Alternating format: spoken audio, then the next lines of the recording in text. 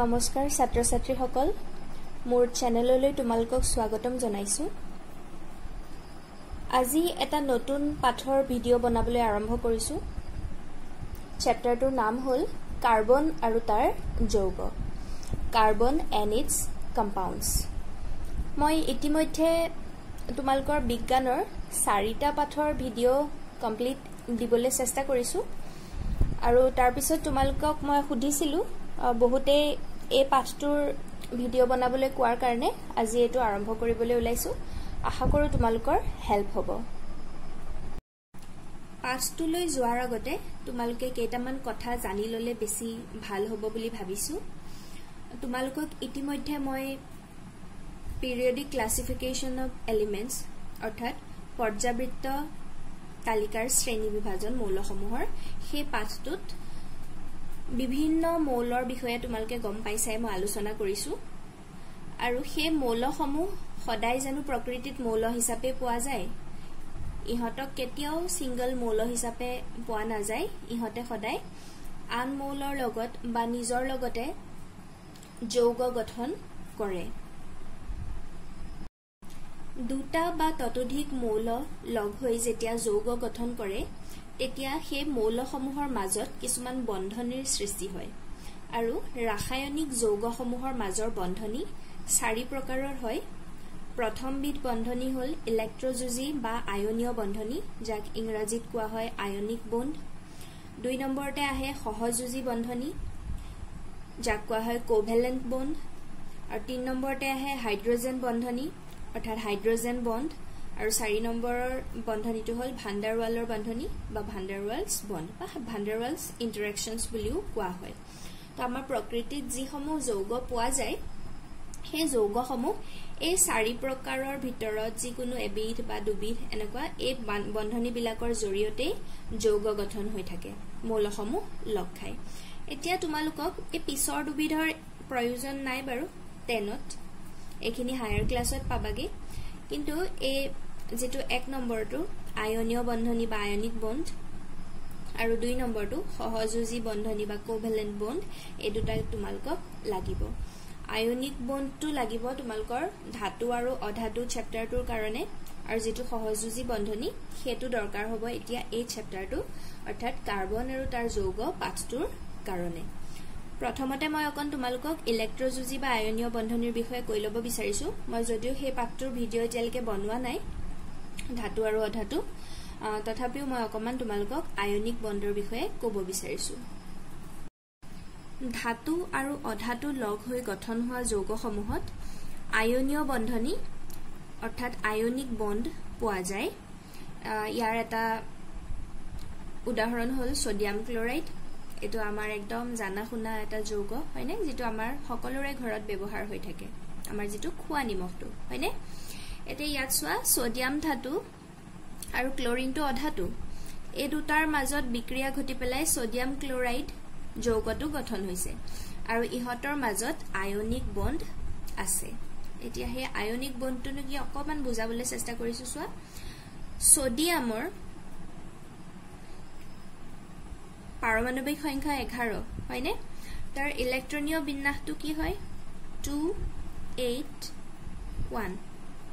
হয় এই বিষয়ে তোমালকে আগতে পাইছা গতিকে মই ডিটেইলছ নকো আৰু ক্লোৰিনৰ পাৰমাণবিক সংখ্যা হ'ল 17 আৰু ইয়াৰ ইলেক্ট্ৰনীয় বিন্যাসটো লিখা হয় 287 এই দৰে হয়নে তাৰ মানে সোৱা সোডিয়ামৰ যোজক ইলেক্ট্ৰন এটা তাৰ মানে বাহিৰতম কক্ষত এটা ইলেক্ট্ৰন থাকে আৰু ক্লোৰিনৰ বহিঃ কক্ষত 7টা ইলেক্ট্ৰন থাকে আৰু মৌলসমূহে সদায় কি হয় তাৰ যেটো বহিঃ কক্ষটো হেতু সম্পূৰ্ণৰূপে ইলেক্ট্ৰনেৰে ভৰাই ৰাখাটো বিচাৰে না 8টা ইলেক্ট্ৰনেৰে পৰিপূৰ্ণ কৰি ৰাখিবলৈ বিচাৰে বাহিৰৰ কক্ষটো তো এতিয়া মই তোমালোকক ইয়াৰ আগৰ পাঠটো যেটো পৰ্যাবৃত্ত শ্ৰেণী বিভাজন হেতুত কৈছিলৱে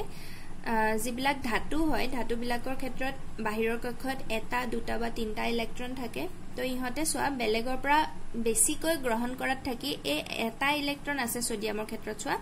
এই ইলেক্ট্ৰনটো যদি এৰি দিয়ে তাৰ বাহিৰতম কক্ষত 8টা ইলেক্ট্ৰন ভৰি থাকিব 2 নম্বৰ কক্ষটোৱে হ'ব তাৰ বহিঃকক্ষ আৰু এটো 8টা ইলেক্ট্ৰনেৰে ভৰ্তি হৈ থাকিব হয়নে আৰু ক্লোৰিনৰ ক্ষেত্ৰত চোৱা অধাতুৰ ক্ষেত্ৰত কি হয় 7টা হৈ আছে আৰু এটা হলে তাৰ এটো 8টা হৈ যাব তো এই এটা হিহতি বেলেগৰ পৰা লবলে বিচাৰে এতিয়া কথাটো হল সোডিয়ামত प्रोटन केटा থাকে যেটা ইলেক্ট্ৰন থাকে হিমানে प्रोटन থাকে হয়নে তো 11টা প্লাস থাকে আৰু হে ঠিক একে ধৰণে 11টা মাইনাস থাকে তাৰ মানে प्रोटन 11টা থাকে আৰু 11টা ইলেক্ট্ৰন থাকে কিন্তু এতিয়া সোৱা যেতিয়া তাৰ বহিঃকক্ষত থকা এটা ইলেক্ট্ৰন এৰি দিব এ আগতে যে -11টা আছিল হেতু 10টা হৈ না যাবনে বাৰু তো এতিয়া সোৱা +11টা হৈ গল আৰু এটা ইলেক্ট্ৰন এৰি দিয়াৰ ফলত -10টা হে হৈ গল তো কি হৈ গল ইহতি সোডিয়াম পজিটিভ আয়ন গঠন কৰিব কাৰণ এটা প্লাস বেছি হৈ আছে নহয় তো সোডিয়ামে কি কৰিব সোডিয়াম পজিটিভ আয়ন এটা গঠন কৰিব আৰু সোডিয়ামে যে এই এটা ইলেক্ট্ৰন এৰি দিলে হেতু কোনে লব এতিয়া ক্লোৰিনে লব এ ক্লোৰিনৰ ক্ষেত্ৰত প্ৰথম অৱস্থাত কি হৈ আছিল ক্লোৰিনৰ 17টা প্ৰোটন থাকে আৰু 17টা ইলেক্ট্ৰন থাকে তো প্লাস চাৰ্জ 17টা আৰু মাইনাস চাৰ্জ হল 17টা কিন্তু এই যে সোডিয়ামে এৰি দিয়া ইলেক্ট্ৰনটো ই গ্ৰহণ কৰিব কাৰণ ই কি হ'বলে বিচাৰে সম্ভ্ৰান্ত মৌলৰ দৰে হ'ব বিচাৰে বাহিৰৰ কক্ষটো ভৰাই ৰাখিব বিচাৰে তো এটা ইলেক্ট্ৰন বেলেগৰ পৰা লৈ লোৱাৰ ফলত ইলেক্ট্ৰন 18টা হৈ যাব হয়নে ইলেক্ট্ৰন 18টা হৈ যোৱাৰ লগে লগে কি হ'ল গল মাইনাস চাৰ্জ 18টা হৈ গল তো 17টা প্লাস 18টা মাইনাস তো এটা মাইনাস বেছি হৈ যাব হয়নে তো ক্লোৰিনে ক্লোৰাইড আয়ন গঠন কৰিব Cl- বুজি পাইছা নিশ্চয় একিলৈকে তো এতিয়া কি হৈ গল সোডিয়ামটো পজিটিভ আয়ন হৈ গল আৰু ক্লোৰিনটো নেগেটিভ আয়ন হৈ গল এটা পজিটিভ নেগেটিভ দুটা অপোজিট হৈ গল হয়নে আৰু তোমালকে তো জানাই অপোজিট অ্যাট্ৰাক্টস তো যেতিয়া ইহতৰ আধানবোৰ বেলেগ বেলেগ হৈ গল এটা প্লাস হৈ গল এটা মাইনাস হৈ গল ইহতৰ মাজত এটা আকৰ্ষণ বলৰ সৃষ্টি হয় আৰু এই ইলেক্ট্ৰনীয় আধানৰ ফলত যে আকৰ্ষণ বলটো সৃষ্টি হয় আকৰ্ষণ বলটো সৃষ্টি হোৱাৰ ফলত ইহত দুটা উচৰ চাপি আহে সোডিয়াম ক্লোৰাইড যৌগটো গঠন কৰে ইয়াত এটা প্লাস এটা মাইনাস গতিকে আলটিমেটলি নিউট্ৰেল হৈ যায় হয়নে বাৰু আৰু এই ধৰণে যিবিলাক যৌগ গঠন হয় সেইবিলাককে আয়নীয় যৌগ বুলি কোৱা হয় কাৰণ ইহতৰ যৌগসমূহত আয়নিক বন্ধনী থাকে এই ধৰণে গঠন হোৱা বন্ধনীটোকে আয়নিক বন্ধনী বুলি কোৱা হয় ক্লিয়াৰ হৈছে নে বাৰু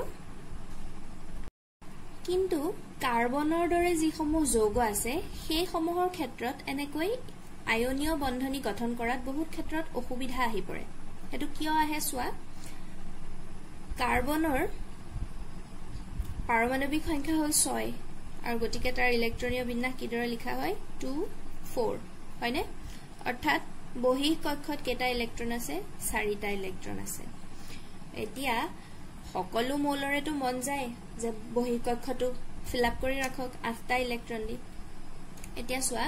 যেতিয়া কম থাকে হিহতি এৰি দিয়ে আৰু বেছি থাকা বিলাকে বেলেগৰ পৰা গ্ৰহণ কৰে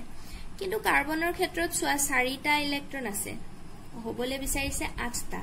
তো এই ক্ষেত্ৰত তাৰ হাতত দুটা অপচন আহি পৰে হয় হি 4টা ইলেক্ট্ৰন গ্ৰহণ কৰি এনায়ন গঠন কৰিব লাগিব যদি 4টা ইলেক্ট্ৰন গ্ৰহণ কৰি দিয়ে C4 নেগেটিভ হৈ যাব আৰু হেতু এনায়ন গঠন কৰিব লাগিব কিন্তু সোৱা কাৰ্বনৰ নিউক্লিয়াছতটো 6টাহে প্ৰোটন আছে হয়নে কাৰণ তাৰ পাৰমাণৱিক সংখ্যা 6 তো এই 6টা প্ৰোটনে ইয়াৰটো প্ৰথমতে দুটা আছিল প্ৰথম কক্ষত দুটা প্ৰোটন আৰু যদি 4টা লৈ লয় ইয়াত 8টা হৈ যাব তো 8 2 মুঠতে 10টা ইলেক্ট্ৰন হ'ব কিন্তু 6টা প্ৰোটনে সেই 10টা ইলেক্ট্ৰন ধৰি ৰখাটো অসম্ভৱ হৈ পৰে ঠিক আছে আৰু 2 নম্বৰ অপচনটো হ'ল হি কি কৰিব লাগিব এই যিকিটা 4টা আছে সেই 4টা যদি এৰি দিয়ে তেতিয়া প্ৰথম কক্ষটো এটাৰ বহিঃ কক্ষ হৈ যাব আৰু তেতিয়া হি কি কৰিব কাৰ্বন +4 গঠন কৰিব আয়ন কেটায়ন গঠন কৰিব কাৰণ 4টা এৰি দিলে ধনাত্মক আধানযুক্ত হৈ যাব কিন্তু এই ক্ষেত্ৰটো কি হয় 4টা ইলেক্ট্ৰন আঁতৰাবলৈ হলে বহু শক্তিৰ প্ৰয়োজন হয় ইলেক্ট্ৰন বিলাক যে আসলতে এনেই আঁতৰি নাযায় কিছুমান শক্তি দৰকাৰ হয় আৰু কাৰ্বন পৰমাণুৰ যেকিটা 6টা প্ৰোটন আছে হে প্ৰোটনে 4টা ইলেক্ট্ৰন এৰি দিলে কি হ'ব তাৰটো দুটাহে ইলেক্ট্ৰন থাকিবগে হয়নে তেতিয়া বহুত আনবেলেন্স হৈ যাব তো এই ক্ষেত্ৰত কাৰ্বনৰ কি হয় 4টা এৰি দিবলেও দিগদাৰ হয় বা 4টা বেলেগৰ পৰা গ্ৰহণ কৰিবলেও দিগদাৰ হৈ যায় তো তেনেকুৱা ক্ষেত্ৰত কাৰ্বনে বেলেগ এটা টেকনিক ইউজ কৰে তো ইয়াৰ যে 4টা ইলেক্ট্ৰন আছে বহি কক্ষত কি কেনেবাকে কাৰ্বাৰ লগত ভগাই বটাই লব পাৰি নেকি চাই এতিয়া এই যে ভাগ বটৰা কৰা মানে কি ই তাৰ যিকিটা 4টা ইলেক্ট্ৰন আছে সেই 4টা ইলেক্ট্ৰন লোকক সম্পূৰ্ণৰূপে দিও নিদিয়ে বা লোকৰ পৰা বেলেগ 4টা ইলেক্ট্ৰন সম্পূৰ্ণৰূপে গ্ৰহণো নকৰে তাৰ মানে কি কৰি লয় এই যে 4টা ইলেক্ট্ৰন তাৰ হেকেটা উমৈহতীয়া ইলেক্ট্ৰন হিচাপে ৰাখে যাৰ লগত যৌগ গঠন কৰিবলৈ বিচাৰে আৰু এই যে ভাগ বটৰা কৰাৰ ফলত যিবোৰ যৌগ গঠন হয় তাত জিডাল বান্ধনীৰ সৃষ্টি হয় ইলেক্ট্ৰনৰ ভাগ বটৰা কৰাৰ ফলত সেই তেনেকুৱা বন্ধনীকে সহযোজী বন্ধনী অৰ্থাৎ কোভেলেন্ট বন্ড বুলি কোৱা হয় এটা অকল কাৰ্বনেহে যে তেনেকুৱা বন্ধনী গঠন কৰে হেতু কথা নহয় কাৰ্বনৰ বাহিৰেও আন বহুতো মৌলই ইলেক্ট্ৰনৰ ভাগ বটৰা কৰি অণু গঠন কৰে আৰু ভাগ বটৰা কৰা মানে যিকেটা ইলেক্ট্ৰন ভগাই লয় হেকেটা দুইটা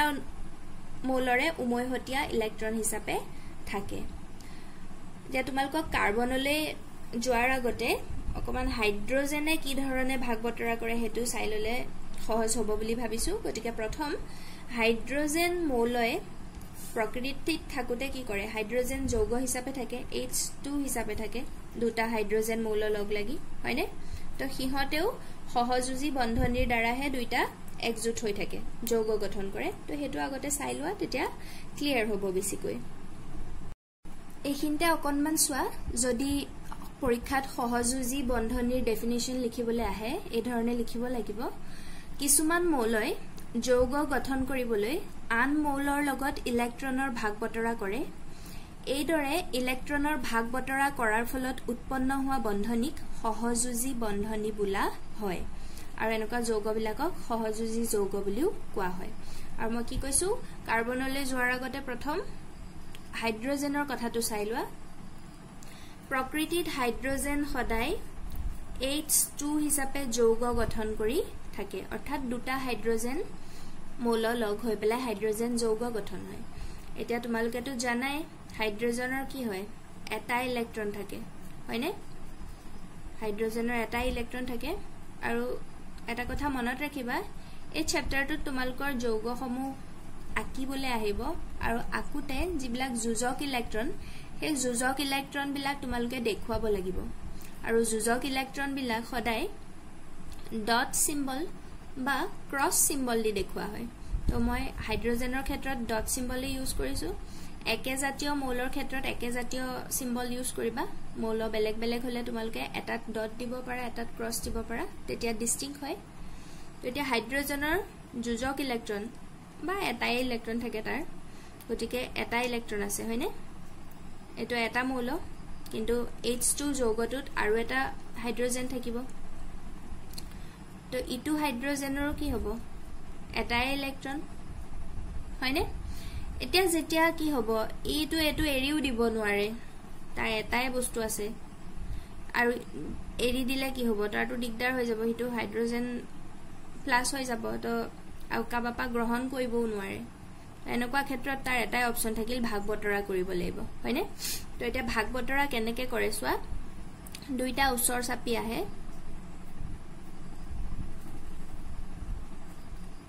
আৰু দুইটাৰে যিকেটা ইলেক্ট্ৰন আছিল এটা এটা ইলেক্ট্ৰন আছিল ইহঁতৰ উমৈহতীয়া ইলেক্ট্ৰন হিচাপে থাকে এতিয়া সোৱা সাপোজ ধৰি ল ওপৰটো এটো হাইড্ৰোজেনৰ ইলেক্ট্ৰন আৰু তলৰটো এটো হাইড্ৰোজেনৰ ইলেক্ট্ৰন কিন্তু ইয়াত দুইটাৰে কক্ষপথবোৰ ওভাৰল্যাপ হৈ গল ওপৰা ওপৰি হৈ গল তাৰ ফলত সোৱা এই ইলেক্ট্ৰনটো এনেকুৱা দেখা গৈছে যেন ইয়াৰো ইলেক্ট্ৰন বা এটো যেন ইয়াৰো ইলেক্ট্ৰন মানে এনেকুৱা হৈ গল এই ইলেক্ট্ৰনটো তুৰু মুৰু এনেকৈ হতে নিজৰ মাজতে মিলা প্ৰীতিৰে চলিবলৈ লাগিল আৰু এই যে যেটো বন্ধনী উৎপন্ন হল এডালে হল সহযোজী বন্ধনী আৰু ইয়াক এটা এটা ইলেক্ট্ৰন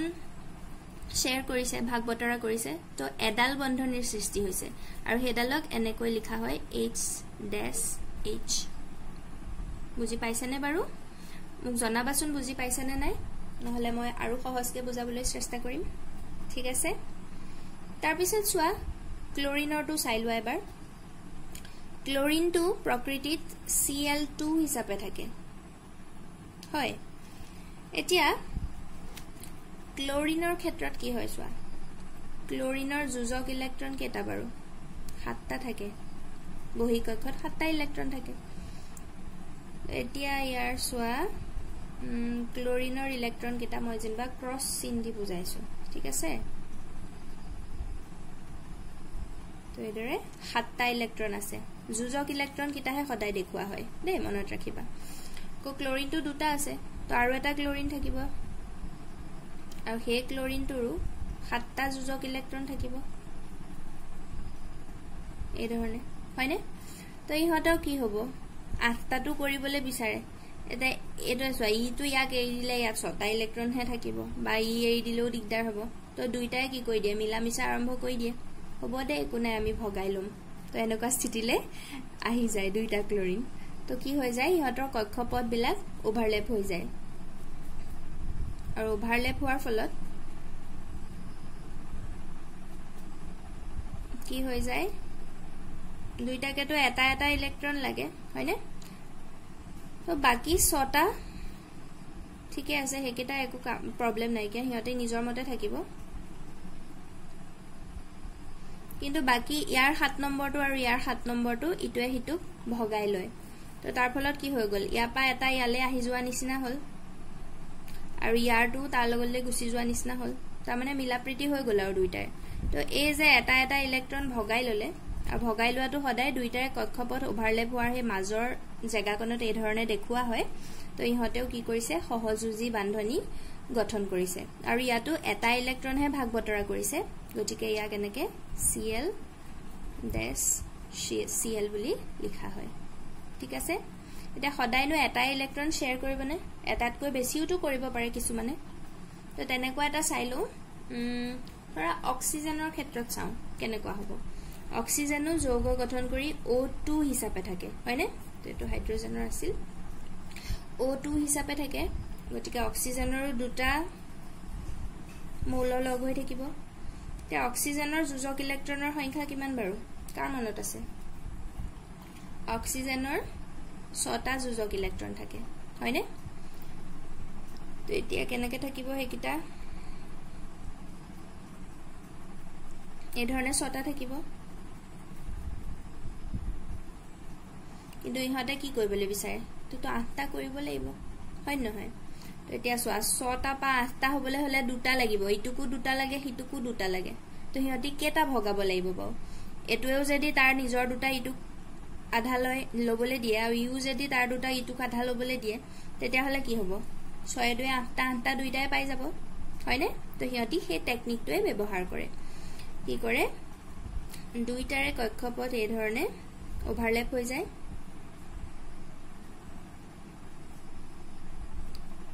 দুটাহে ভাগ বতৰা কৰিব গতিকে কি হ'ব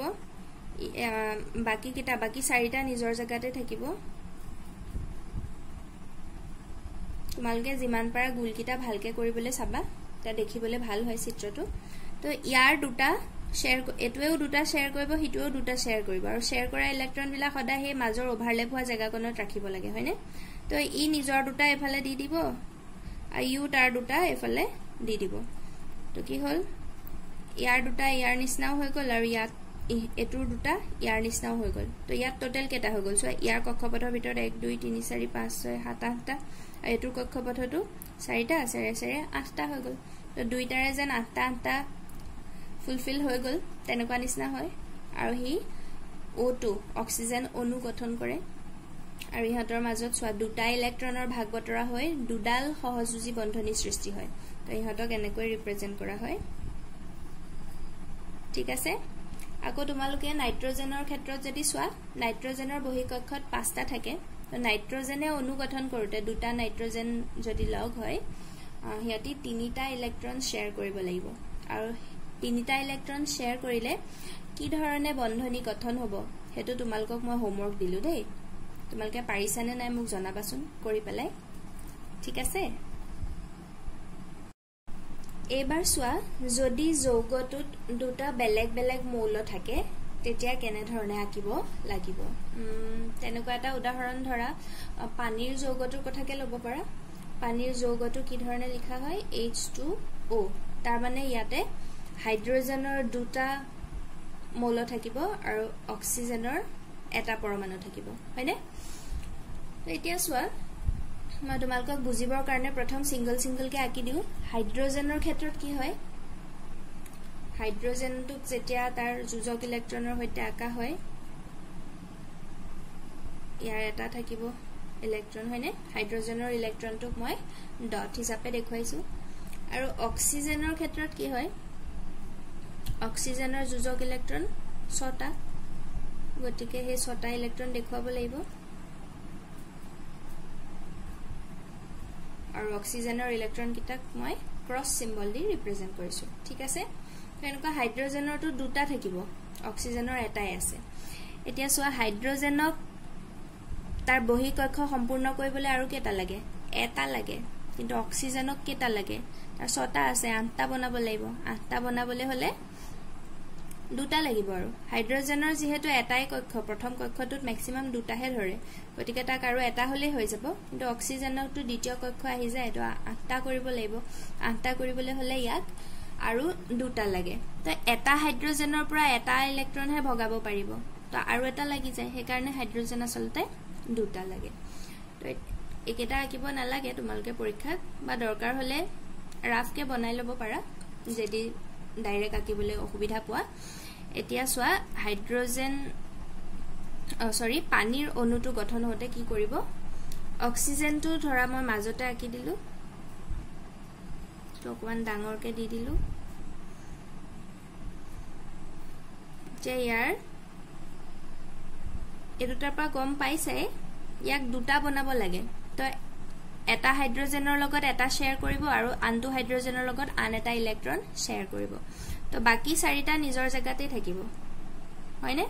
তো এফালে এটা ৰাখি দিলু আৰু এফালে এটা দি দিলু টোটাল অক্সিজেনটোত 6টা ইলেক্ট্ৰন আছে ঠিক আছে এটা কি কৰিব 5 নম্বৰ আৰু 6 নম্বৰটো হি হাইড্ৰোজেনৰ লগত ভগাই লব তো হাইড্ৰোজেনৰ কক্ষটো ইয়াৰ লগত এনেকে ওভাৰল্যাপ হৈ যাব হাইড্ৰোজেনৰ যেটো একমাত্ৰ ইলেক্ট্ৰন আছিল হি হেতুৱে ভগাব লাগিব তো ইয়াৰ লগত ভগাই দিলে আনটো হাইড্ৰোজেনে ধৰা এফালে ভগোৱা দেখাই দিছো তো আনটো হাইড্ৰোজেনৰ ইলেক্ট্ৰনটো এফালে ভগাই দিলে বুজি পাইছানে বাৰু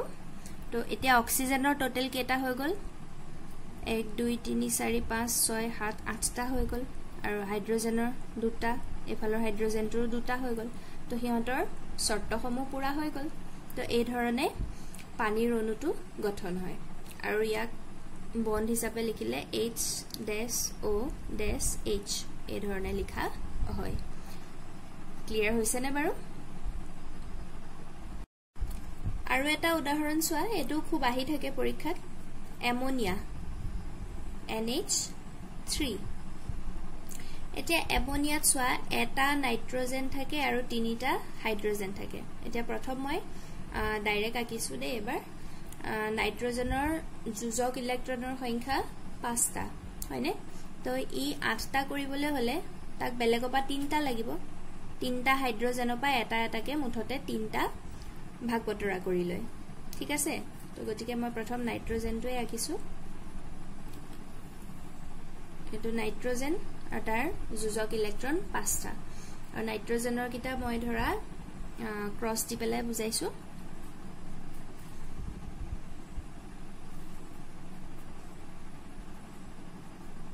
তো এই ধৰণে 5টা আছে ঠিক আছে তো এতিয়া ই 3টা হাইড্ৰোজেনৰ লগত ভাগ বতৰা কৰিব ধৰা এফালৰ ইলেক্ট্ৰনটো ভগাই ললে হাইড্ৰোজেন এটাৰ লগত আৰু হাইড্ৰোজেনৰ ইলেক্ট্ৰনটো তেতিয়া ইয়াত দিব লাগিব যেহেতু দুইটাৰে ভাগ কৰা অংশৰ মাজত থাকিব লাগিব হয়নে তাৰপিছত ধৰা এই ইলেক্ট্ৰনটো আনটো হাইড্ৰোজেনৰ লগত ভগালে তো এই ধৰণে হ'ব হয়নে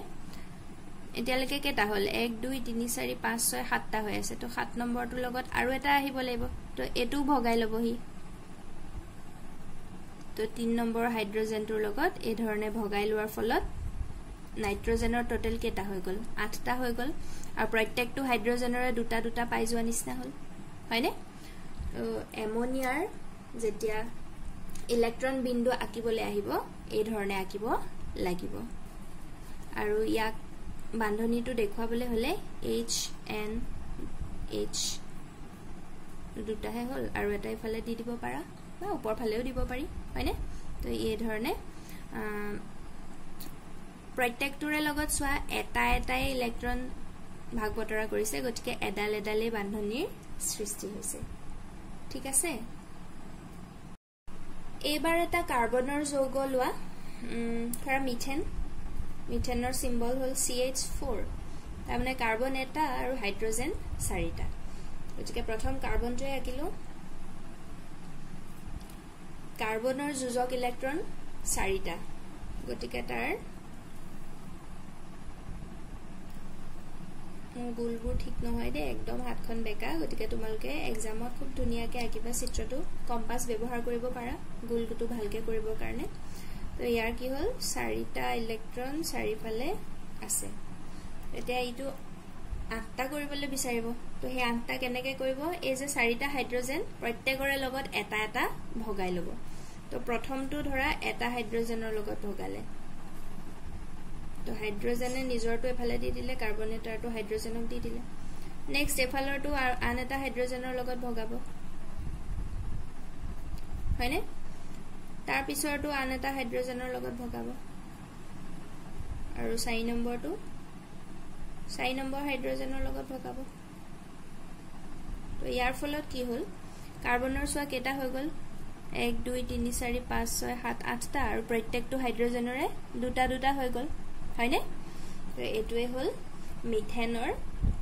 ইলেক্ট্ৰন বিন্দুৰ চিত্ৰ আৰু ইয়াত সোৱা এতিয়া প্ৰত্যেকৰ লগতে এটা এটাকে ইলেক্ট্ৰন ভাগ বতৰা কৰিছে ইয়াৰ বন্ধনীবোৰ যদি দেখুৱাবলৈ দিয়া হয় এই ধৰণে দেখুৱাব লাগিব H', আকৌ এফালেও এটা H এফালেও এটা H প্ৰত্যেকটোৰ লগতে এটা এটা ইলেক্ট্ৰন ভগাই লৈছে হৈছে কেতিয়াবা তোমালোকৰ সহযোজী যৌগৰ বৈশিষ্ট্য লিখিবলৈ আহে তেতিয়া মই ইয়াতে দুটা বৈশিষ্ট্য অকমান দীঘলকে লিখাই দিছো তোমালোকে ছুটিকেও লিখিব পাৰা প্ৰথমটো হল সহযোজী যৌগৰ অনুসমূহৰ বান্ধনীবোৰ দৃঢ় কিন্তু অনুৰ মাজৰ আন্তঃ আণৱিক বল কম অনুবোৰৰ মাজত মানে যেটো আকৰ্ষণ বল সেই বলটো কম হয় সেয়ে ইহঁতৰ গলনাঙ্ক আৰু উতলাঙ্ক নিম্ন হয় অতি কম তাপ প্ৰয়োগ কৰিলে ইহঁতক গলাব বা উতলাব পৰা যায় এই ক্ষেত্ৰত তোমালোকে ছুটিকে লিখিলে দুটা পইণ্টত লিখিব পাৰা যে সহযোজী যৌগৰ গলনাঙ্ক কম উতলাঙ্ক কম এটো দুটা হৈ যায় কিন্তু কেতিয়াবা সুধি দিব পাৰে যে কিয় গলনাঙ্ক বা উতলাঙ্ক কম হয় তেতিয়া এই ধৰণে এক্সপ্লেইন কৰিব লাগিব মই একেলগে দুইটা প্ৰশ্নৰ উত্তৰ সময় দিবলৈ চেষ্টা কৰিছো আৰু 2 নম্বৰটো বৈশিষ্ট্য হল এনে যৌগৰ পৰমাণুৰ মাজত ইলেক্ট্ৰনৰ ভাগ বতৰাহে হয় কিন্তু কোনো আহিত কণিকাৰ সৃষ্টি নহয় তাৰ মানে কি কোনো আয়ন গঠন নহয় সেয়ে ইহত বিদ্যুতৰ কুপৰিবাহী ইহতৰ মাজেৰে বিদ্যুৎ সাধাৰণতে পাৰ নহয় তাৰ পিছতে তোমালোকৰ সৰু প্ৰশ্নাৱলী এটা আছে পেজ নম্বৰ 61 ত প্ৰথম প্ৰশ্নটো কৈছে কাৰ্বন ডাই অক্সাইডৰ ইলেক্ট্ৰন বিন্দু গঠন কি হ'ব তাৰ মানে তাৰ ইলেক্ট্ৰন বিন্দু চিত্ৰটো আঁকিবলৈ দিয়া হৈছে এতিয়া সোৱা তোমালোকেটো কাৰ্বনৰ সিম্বলটো জানাই কি হয় CO2 তাৰ মানে কাৰ্বন ডাই অক্সাইডত কাৰ্বনৰ এটা পৰমাণু থাকে আৰু অক্সিজেনৰ দুটা পৰমাণু থাকে হয়নে এতিয়া তোমালোকে সোৱা ডাইৰেক্ট আঁকিবলৈ টান পালে কি ধৰণে কৰিবা মই অকমান দেখুৱাই লও কাৰ্বনৰ যোজক ইলেক্ট্ৰন কেটা বাৰু 4টা হয়নে আৰু কাৰ্বনৰ ইলেক্ট্ৰন কেটা ধৰা মই পুৰণ চিনেদি বুজাইছো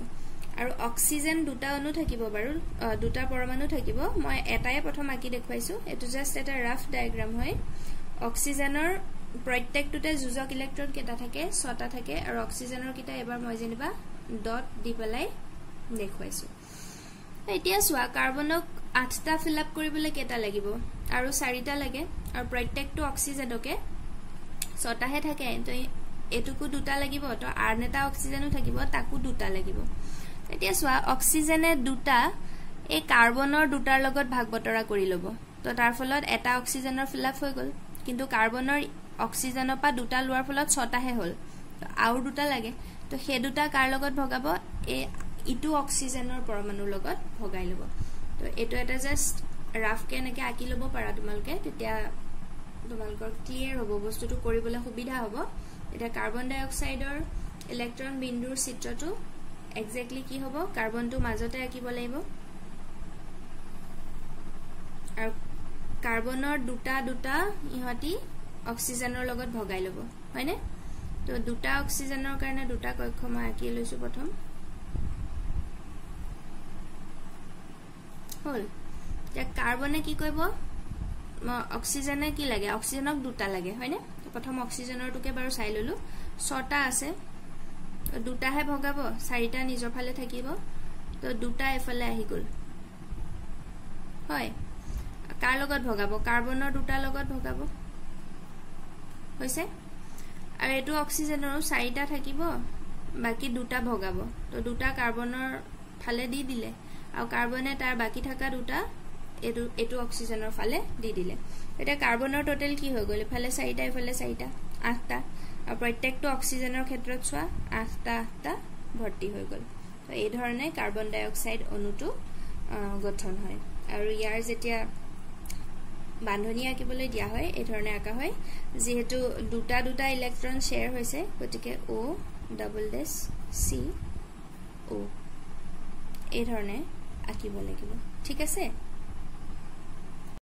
তাৰ পিছত 2 নম্বৰ প্ৰশ্নটো কৈছে 8টা সালফাৰ পৰমাণুৰে গঠিত এটা সালফাৰ অণুৰ ইলেক্ট্ৰন বিন্দু গঠন কি হ'ব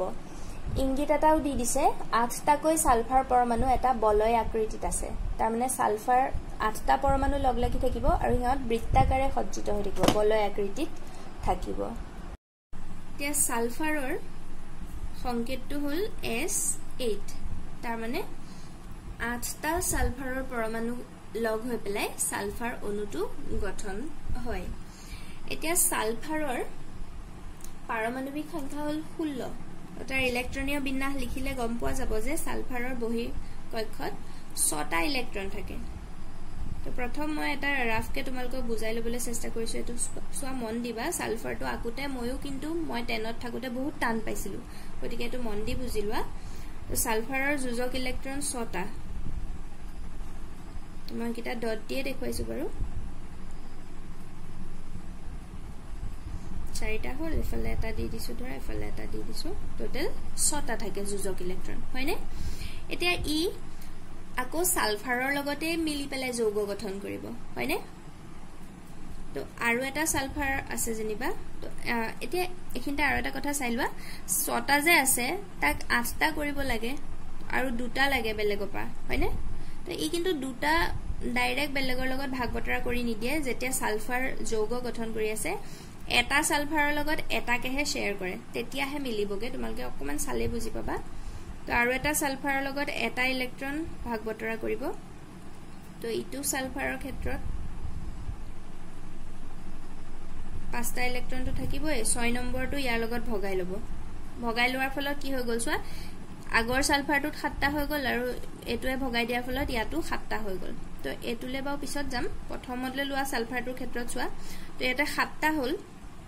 তাকটো আৰু এটা লাগে তো হেতু কি কৰিব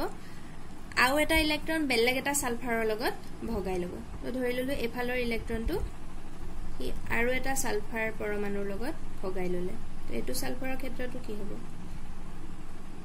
5টা থাকিব আৰু 6 নম্বৰটো এটোৰ লগত ভগাই ল'ব তো ইয়াৰ ফলত কি হৈ গল চোৱা প্ৰথম সালফাৰটোৰ দুটা সালফাৰৰ লগত এটা এটাকে ভগাই লওঁতে 1 2 3 4 5 6 7 8টা হৈ গল ইলেক্ট্ৰন আৰু তাক 8টাই লাগে বহি কক্ষত আৰু যাৰ যাৰ লগত ভগাই ললে তাৰ কিন্তু এতিয়াও 7টাহে হৈ আছে হয়নে তো কি কৰিব আকৌ এটোৱে তাৰ এটা ইলেক্ট্ৰন এফালে আন এটা সালফাৰৰ লগত ইয়াতে লাগি গল ৰবা আন এটা সালফাৰৰ লগত ভগাই ল'ব এটো এনেকে 5টা আৰু 6 নম্বৰটো ইয়াৰ লগত ভগাই ল'ব ইয়াৰ ফলত এটোৰ 8টা হৈ গল ইয়াত আকৌ 7টা হৈ থাকিল তো হি নেক্সটটো আকৌ এটাৰ লগত ভগাই ল'ব এই ধৰণে এটা গুলকে ধুনিয়াকে চিত্ৰটো আঁকিব লাগিব দেই কমপ্লিট আঁকিলে এনেকুৱা হ'ব চোৱা ইয়াতে টোটাল সালফাৰ 8টা আছে হয়নে 1 2 3 4 5 6 7 8 আৰু আমাক ইংগিতটো দিয়ে দিছিলে নহয় ই একদম গোলাকাৰ সজ্জিত হৈ থাকিব আৰু আমি ৰাফ স্কেটচটো বনাওতে তাত দেখিছিলো যে এটা সালফাৰে তাৰ প্ৰত্যেকটো কাখৰ সালফাৰৰ লগত এটাকৈ ইলেক্ট্ৰন শেয়াৰ কৰে তো এই ধৰণে হ'ব চোৱা এই সালফাৰটোৱে এটা ইলেক্ট্ৰন ইয়াৰ লগত শেয়াৰ কৰিছে আৰু এটা ইলেক্ট্ৰন ইয়াৰ লগত শেয়াৰ কৰিছে তেনেকৈ ই এটা ইলেক্ট্ৰন ইয়াৰ লগত শেয়াৰ কৰিছে এটাটো ইয়াৰ লগত কৰিলে তেনেকৈ প্ৰত্যেকটোৱে প্ৰত্যেকটোৰ লগত এটাকৈ ইলেক্ট্ৰন শেয়াৰ কৰে তাৰ ফলত প্ৰতিটোৰে বাহিৰৰ কক্ষত 8টাকৈ ইলেক্ট্ৰনেৰে ভৰ্তি হৈ যায় ঠিক আছে তো এই ধৰণে আঁকিব লাগিব এটো অকমান কমপ্লেক্স হয় গতিকে মন দি চাবা ঠিক আছে আজিলৈ ইমানেই ধন্যবাদ